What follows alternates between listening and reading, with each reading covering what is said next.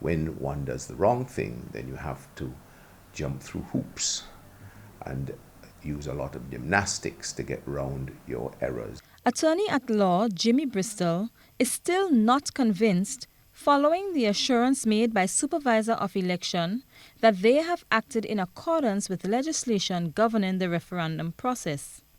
On Monday, Mr. Bristol issued a letter outlining 19 alleged infractions made in publication of the writ in the local newspapers. Supervisor of Election, Alex Phillip, addressed the matter on Tuesday during an interview with the GBN.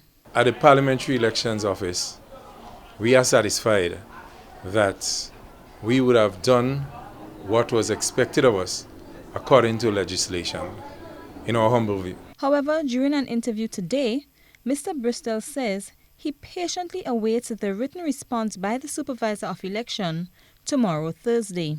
What is interesting about the Advocate is that those two publications, being defective in any event, because the bills were not annexed to the writs, the other publications of the Advocate immediately before and immediately after all deposited with the Registrar of the Supreme Court as required by the Newspaper Act. And it seems funny that these two weren't. So not only were they extraordinary publications, because they weren't in the norm, I think if I recall there were two publications for dated the 21st, one with the writs and one with the writs, and then one on the 24th. But the one with the writs on the 21st and one of the writs on the 24th, neither was deposited. Neither appeared, so far as we are aware, in the public domain, being sold in the usual outlets. Mr. Bristol, also a former Attorney General, says he is more than ready to take further action if the response given by the Supervisor of Election is not satisfactory. Well, fair enough. I've written him a letter. I would like to see a response, because I know what my avenues of recourse are. At the end of the day, if they maintain a course, I will just refer to the court for a court decision on it. And the law provides for that.